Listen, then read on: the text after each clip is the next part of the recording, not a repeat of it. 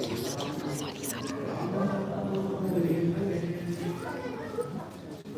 Jnanatimirandhasya Jnananjanashalakaya Chakshurunmilitam Yena Tasmai Shri Gurave Namaha. Namo Om Vishnupadaya Krishna Prasthaya Bhutale Srimate Bhaktivedanta Swami Niti Namine Namaste Saraswati Deve Gauravani Pracharine Nirvishesha Shundavadi Paschatyaneshadayine Vanchakalpatarubhyascha Kripa Sindhu Mevacha Patitanam Pavanebhyo Vaishnavebhyo Namo Namaha. Jai Shri Krishna Chaitanya Prabhu Nityananda Shri Advaita Gadadhara Shivasadi Gaura Bhakta Vrinda. Hare Krishna, Krishna Krishna, Hare Hare, Hare Rama, Rama Rama, Hare Hare. Hare Krishna. Welcome to this extremely auspicious day of Lord Balram's appearance. I will speak on the topic of how Balramji is the closest friend of Krishna. How he addresses the concerns of Krishna's heart that no one else can address. And I talk about this from two distinct perspectives, based on two incidents. So life is often a long and complicated journey. And we all know that we have some friends in our childhood. And then as we grow apart. So sometimes we meet them occasionally. But if somebody is a friend from childhood, and then they are friends in our youth, they are friends in our adulthood, they are friends in our old age, they are lifelong friends, then the bond is especially very deep. So in Krishna Leela, Krishna broadly lives in three places: Vrindavan, Mathura, and Dwarka. And there are only two people who are there with Krishna in all these three places. Who are those two people? Balram and Rohini. Now, of course, Rohini is much older. She is like a mother figure. So Balram is of the same age as Krishna. And Balram understands Krishna in a very deep way, especially when Krishna is Vrindavan. Now, I will speak primarily based on Jiva Goswami's Gopal Champu, which analyzes all of Krishna Leela from the perspective of Vrindavan and the Vrajavasis. When Krishna is Vrindavan, he makes a promise to the gopis that I'll come back. Now he doesn't need to make a promise to Yashoda Mai, because Yashoda Mai is where he's going to go. He's my son, he's going to come back. But when Krishna goes there and Kamsa is killed by Krishna, all the wrestlers are killed. At that time, Krishna takes the throne of Kamsa and goes to Maharaj Ugrasena. And he says, you were dethroned by this wicked Kamsa, now this throne belongs to you. And all the Yadus are so touched by this gesture of Krishna. Now, it's always impressive to see someone who is extremely powerful. But it is even more endearing if that powerful person also has humility. Is there an echo coming? Slightly. Maybe slight volume can be decreased, something. Okay.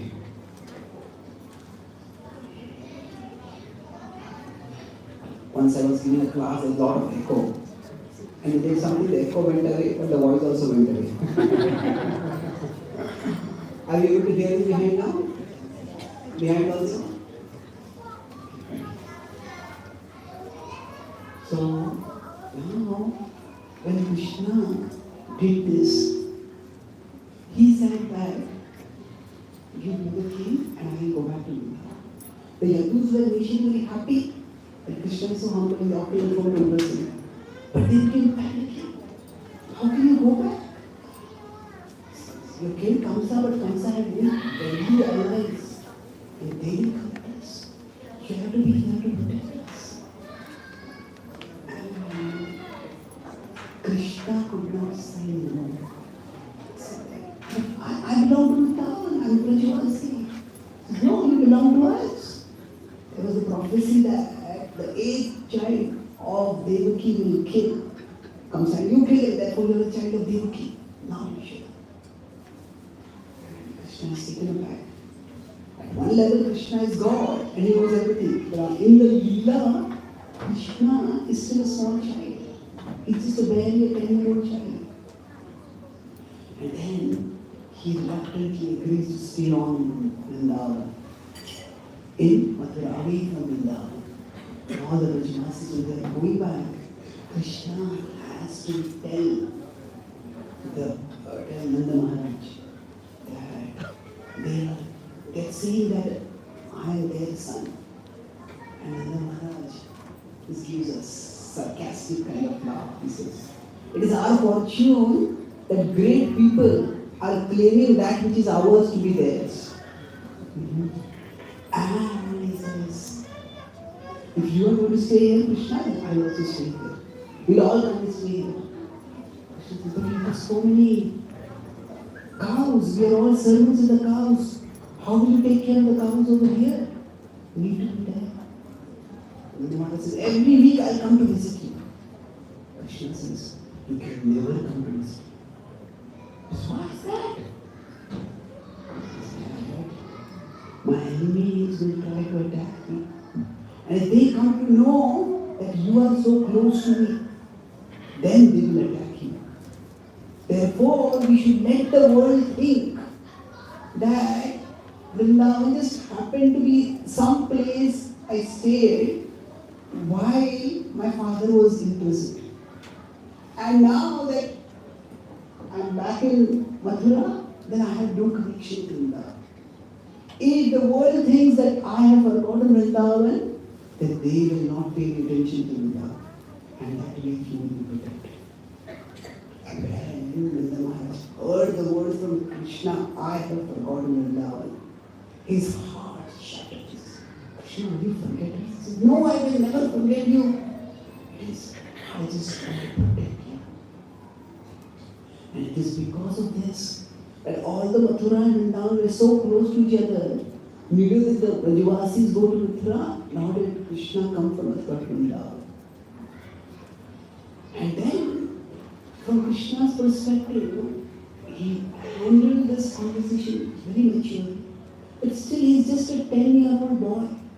And suddenly, he's been taken to a new place. And he's told, okay, these two people are your mother and father. And Krishna, he was respectful, he was polite. But he just couldn't connect with Devaki the way he connected with Yashoda. She's nation. And then, his heart was in Vrindavan. And he would constantly speak about Vrindavan.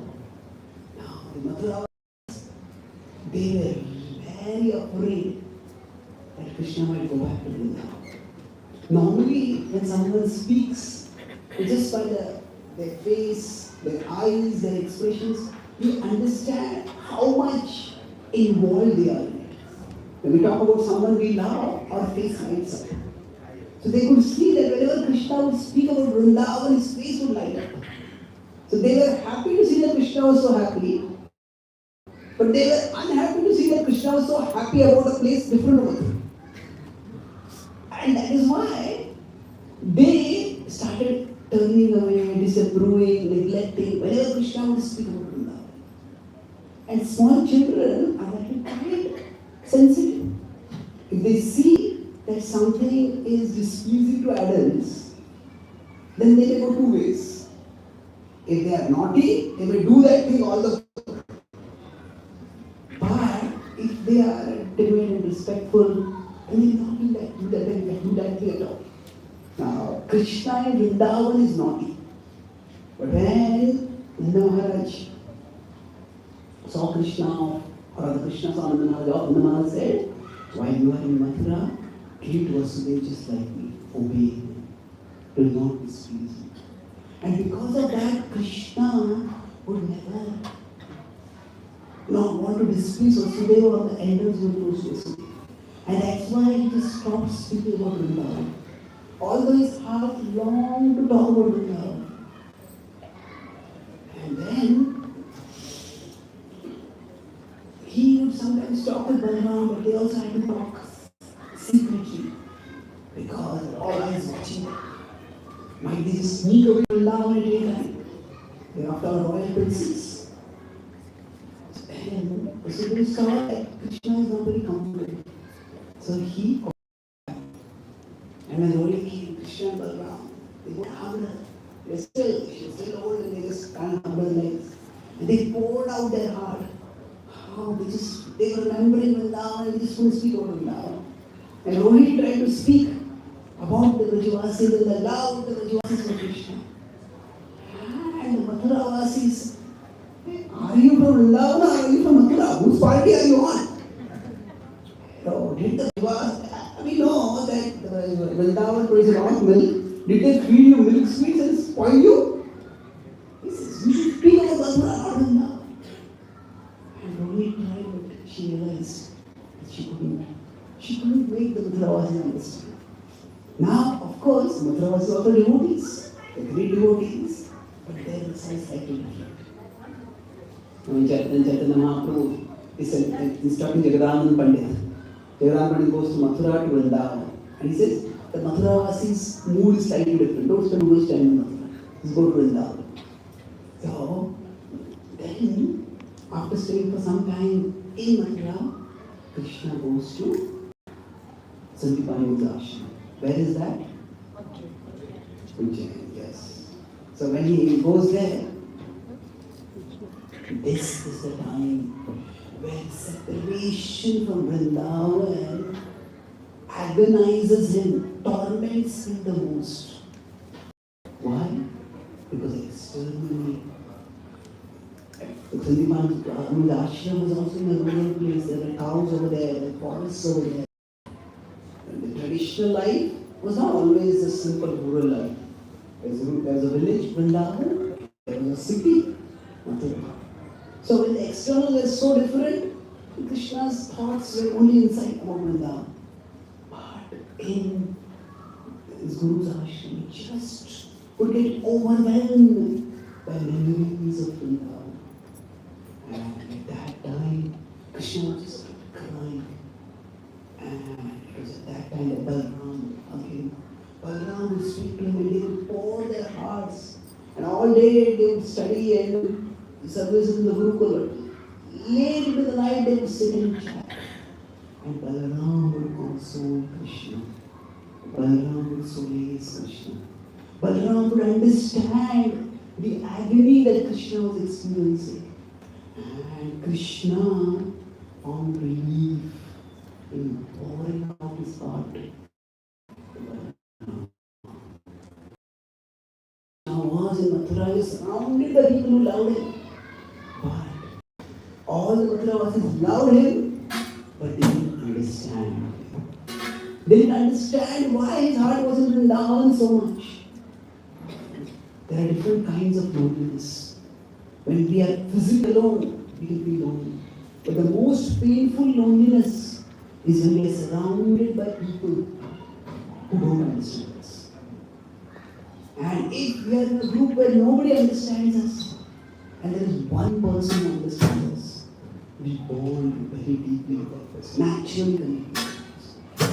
So Balaram was that person for Krishna.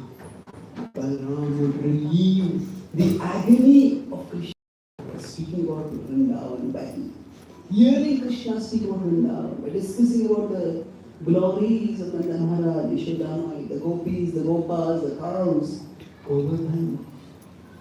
In that way, Krishna and Balaram, they were not just geographically in the same place, physically close to each other, but their hearts came closer and closer to each other.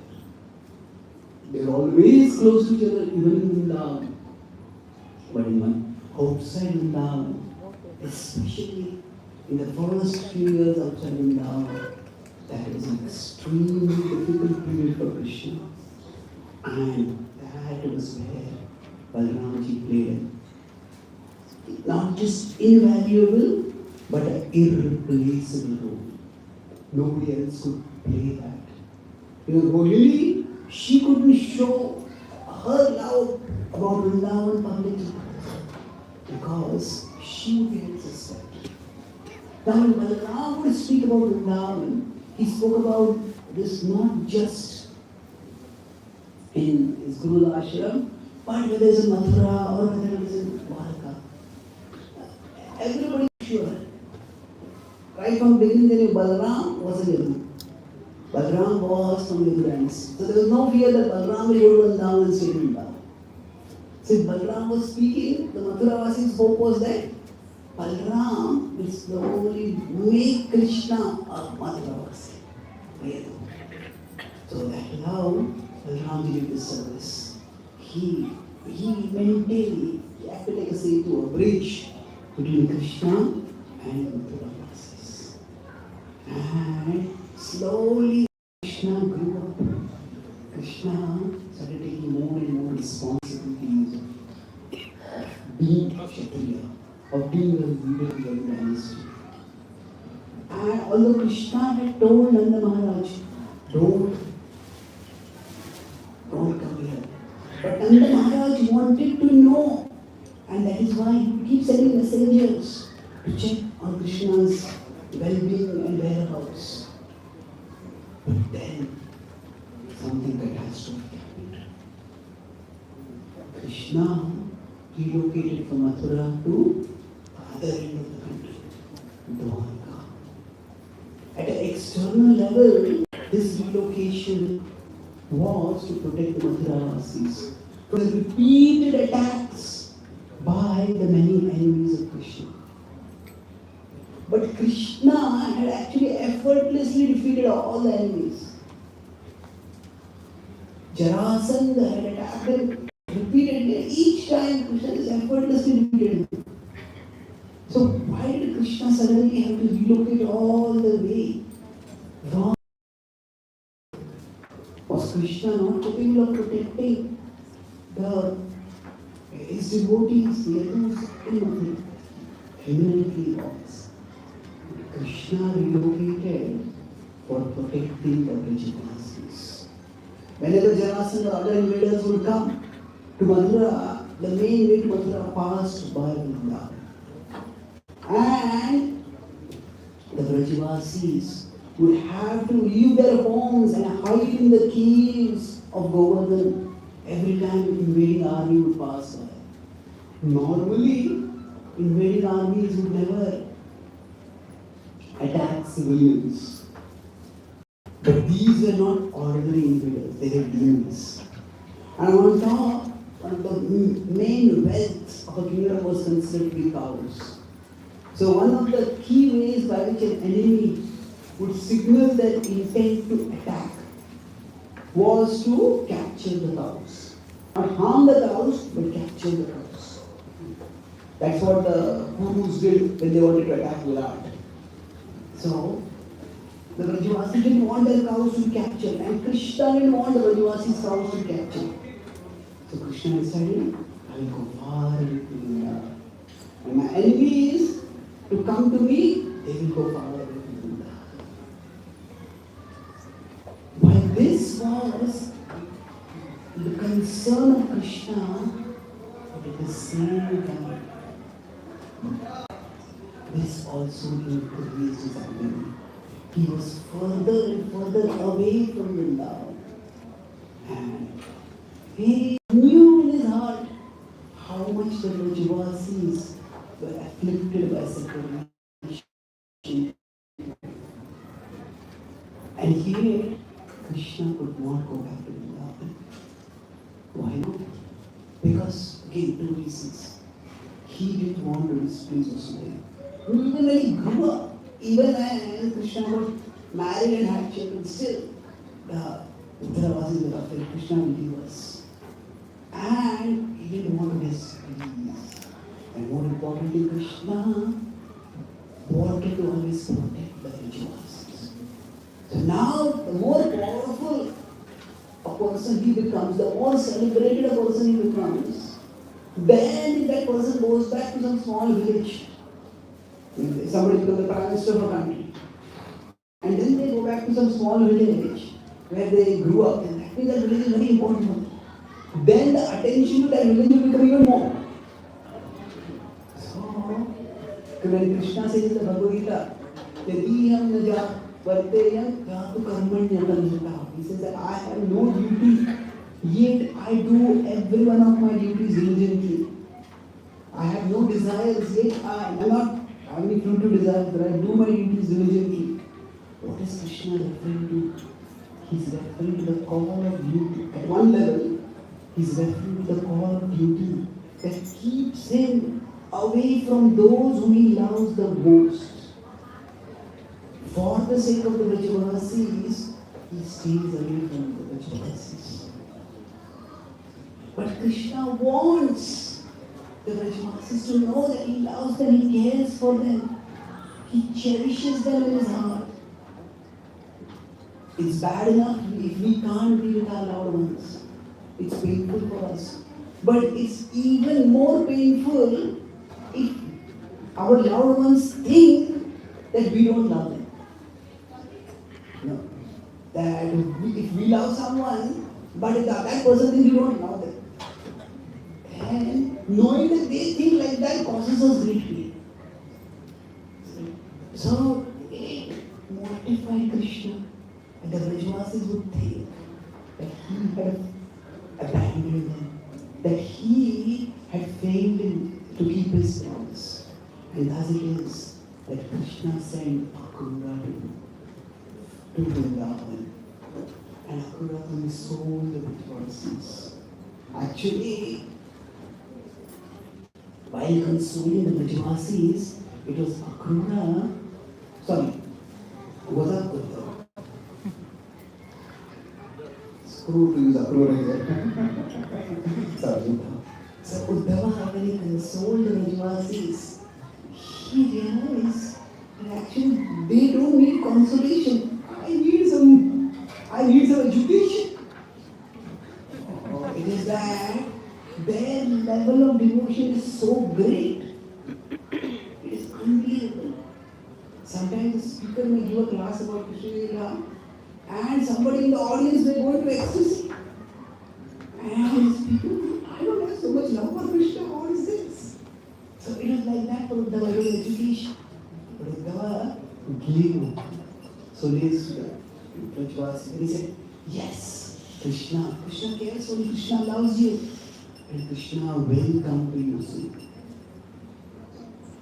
But then, days pass by, weeks pass by, months pass by, years pass by. And Krishna didn't know. And Uddhava said to Krishna gently, although Uddhava and Krishna also had a fraternal kind of relationship, a brotherly relationship. Uddhava was a cousin of Krishna. But Uddhava was still slightly younger and junior. So Uddhava wouldn't push Krishna so much. So Uddhava said, Krishna, the Vrajavasis love you so much. Why don't you go? He said, I would love to go, but I just can't. And then they were sitting and talking, and Balaram came there. And he says, Krishna told him, you go again. He said, I can't go there. I already made a promise to them that you're going to come soon. And if I come again with the same promise, they are not going to believe me. And my heart will break to see how their heart is breaking in separation from me. And then they both fell to the ground. And Balaram said, yes, I'll go to Vrindavan. Krishna, you should go. Krishna said, I can't go. So Balaram said, I will go. So this backstory is illuminated by the Gaudiya Vaishnava Acharyas. Bhagavatam describes it. Balaram spontaneously started off. So one day he got the desire and he got on his chariot and went. So the idea was that when Balaram was a celebrity in his own way, but he was not the target of so many enemies. And Balaram went to Vrindavan without much fanfare. He did not go with any royal paraphernalia or any entourage. So he went discreetly. Because the concern was the enemies of the Yadus should not have their attention directed to Vrindavan. And when Balaram came to Vrindavan, he spoke about Krishna. He himself, because he was so close to Krishna, his very presence solaced the heart of the Brajavasis. And Balaram was there for 2 months. He spoke to the Mother Yashodama, he spoke to the Gopas, he showered his love on the cows, he performed Raslila with his gopis. Krishna had his gopis and Balaram had his gopis. Through all these beautiful pastimes, Balaram, who is at one level not different from Krishna, solaced the hearts of the Brajavasis. And we have some deep concern which we want to address but we can't address. If somebody addresses it for us, then we feel extremely related to that person. That person enters deep into our heart. That was what Krishna and Balaram were always close to each other. But Balaram earlier solaced Krishna's heart. Now he solaced those who were in Krishna's heart. And while he was in Vrindavan, when he was performing his Raslila with the gopis, at that time Krishna's gopis were celebrating. And just by observing, they felt more and more the presence of Krishna. And in one sense, the gopis of Krishna, they were given by something unique, something unprecedented. Yes. He gave even the gopis the experience of the Manjari power. The Manjaris, they observe Radha Krishna's intimate pastimes. And they observe those pastimes from Radharani's perspective, because Radharani is female, they're all young and female. But they love Krishna. So they observe from Krishna's perspective. So generally when, suppose we watch a movie, now we identify with some character in the movie. Maybe men identify with the hero, women identify with the heroine. Basically we identify with the character. To that extent we get immersed in it. Now, in the Manjaris, it is said that they get greater joy than Radha and Krishna both in the pastime of Krishna. In one sense, because the Radharani is in the pastime with Krishna, Radharani is experiencing the pastime from Radharani's perspective. And the Gopi, Krishna is in the pastime, Krishna is experiencing the pastime Krishna's perspective. But the Manjaris can experience from one perspective. So now, Radharani gave the Gopis for experience of Manjari power. And then, when Balaramji left, he told the Brajavasis that Krishna loves you immensely. Krishna remembers you constantly. Krishna longs to come back to you. Krishna will come back. And that will ensure the Brajavasis. Then Balaram, who is not just a messenger of Krishna, who is the older brother of Krishna, he is making a promise. Krishna will not forget this promise. That was their confidence. And although when Balaram departed, the Brajavasis still felt great separation. Simultaneously, they also got great assurance. And Krishna eventually did fulfill Balaram's promise. That's an entirely different story. But after killing Dantavakra, that killing happened near Mathura. Krishna came to Vrindavan. And that is where Krishna united with Brajavasis. And that manifestation of Krishna is Vrindavan Krishna. He, along with all the Brajavasis, they got onto a majestic chariot. A chariot taken away the dream of the Brajavasis. Akrura's chariot had taken Krishna. The chariot had been the cause of nightmares for the Brajavasis. So Krishna brought a chariot far bigger and more majestic than the chariot on which Akrura had come. And Krishna got all the Brajavasis to ascend that chariot. And they all together departed to the spiritual world. Of course, this was Krishna has many manifestations. There's Vasudeva Krishna and there's Vrindavan Krishna. The Vrindavan Krishna went back to the spiritual world, to Guru Vrindavan. The Vasudeva Krishna, when the chariot came to Yamuna and it went above from Yamuna to the spiritual world, the Vasudeva Krishna came out and he went back. But Krishna himself was so overwhelmed by his experience being in Vrindavan that he said, I cannot fight anymore. I cannot fight. And that is the internal reason why Krishna, he'll come to for Dharma Samsthapana. But the biggest war of Dharma, that is the Kurukshetra war. Krishna will use no weapons.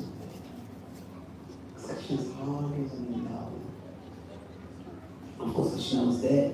Krishna is so wonderful that he can be with one devotee fully and yet he's fully there for another devotee also. So Krishna was there with Arjuna all the time. And yet his heart was with the gopis. And that's why one of our temples, the most important temple in India is Radha Park Prasad. So there is no Radharani when Krishna, Arjuna is Parth, when Krishna is Parthasarthi. Radharani is there, when Krishna is there. And wherever Radharani, that is where Krishna is there. And Balaramji in this way, he did something which nobody could do. Comfort Krishna's heart and comfort those who are in Krishna's heart. He acted as a setu, a bridge between the Brajavasis and Krishna. And Balaramji represents the Guru. Or all Gurus are manifestations of Balaramji. And the Gurus act as a bridge between us conditioned souls and Krishna. They understand the heart of Krishna. And through their service, it is Nikunja Yuno Ratike Sinte. Yayame Bhi Krishna. Expertly they understand how to serve Krishna. At the same time, they also understand the torments of material existence. And samsara davani loka pranayaka anaka. So the Guru solaces Krishna's heart and the Guru solaces the burning hearts of those in the material world. So when Krishna and Balaram in Vrindavan was speaking Krishna's heart to the Brajavasis, Balaram was embodying the words spoken earlier by the gopis. The gopis' lives were tapta in separation from Krishna. And Balaram Tavakatham, by speaking the katha, was solace, was bringing life back to their lives. Srila Prabhupada was, in the modern times, the most empowered representative of Balaramji. Prabhupada, when he went, Balaramji once went to Vrindavan. Prabhupada was in Vrindavan, Prabhupada went away from Vrindavan. And yet, Prabhupada went away because he wanted to address the deep concern of the heart of Krishna. Krishna came in this age as Chaitanya Mahaprabhu. And Chaitanya Mahaprabhu was in Varanasi for the first time. He said, I have brought so many fruits of love of God, but I cannot distribute them to everyone. I need assistance. Mahaprabhu had a desire that the names of Krishna chanted in every town and village. And Prabhupada felt in his heart the concern that Mahaprabhu had for all living beings. Prabhupada felt that concern in such a strong way that even in his old age, he left Vrindavan to go to the West. But that is only an external reason. Prabhupada did not leave Vrindavan to go to the West. Prabhupada took Vrindavan in his heart. We can take a pure devotee out of the dham. We can never take the dham out of the pure devotee. So Prabhupada went wherever he went, he manifested Vrindavan. Watch Prabhupada also, the furthest year when he was away from Vrindavan was extremely difficult. Because Janmashtami was on the ship, and there it was, as he cooked some food, the sailors were all Indians. He spoke about Krishna, did some kirtan. But the first God Purnima was extremely difficult. Because at that time, there were no followers. Prabhupada was all alone. Prabhupada writes in his diary, my God brothers will be in Mayapur, in Vrindavan. They will be speaking God Katha and doing God Kirtan. I have been so forlorn, all alone, in a place where nobody knows about Mahaprabhu and Krishna. But I am here to fulfill the mission of Mahaprabhu. So Prabhupada was like this bridge. He understood Mahaprabhu's heart. And he solace Prabhupada understood the agony of all of us in this world. In Australia, one young lady asked Prabhupada, one old lady actually asked Prabhupada, two friends, Swamiji, can you pray for me? Prabhupada said, I'm always praying for you. Otherwise, what reason would I have to travel across seven oceans and come? Another young lady asked Prabhupada, Swamiji, this message is so wonderful. Why did you bring it early? Why did it come early? Because you were not born early. So, Prabhupada acted as a bridge between the Lord and all the souls in the world. We will not be devotees right now, but we are all potential devotees. And as the representatives of Prabhupada, there are so many souls who are acting as bridges. So Prabhupada has built a bridge. The followers of Prabhupada are preserving that bridge and expanding that bridge. And each one of us, in the service of Balaramji, has an opportunity to ourselves become a bridge and take the message of Krishna. Address the concern of Krishna's heart by taking that message to more and more people, among our friends, among our social circles. So let us pray on the occasion of Balaram that we cherish the Gurus in our lives, Sri Prabhupada and his representatives, who are all manifestations of Balaram's mercy, and who are offering us a power to move with Krishna.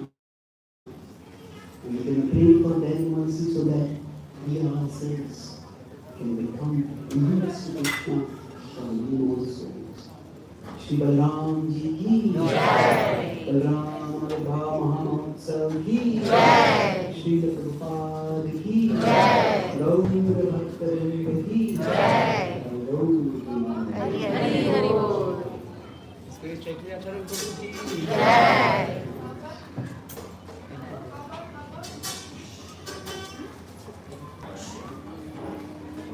I think on behalf of all the devotees, we want to thank Chaitanya Charan Prabhu for spending so much time with us over the last few days.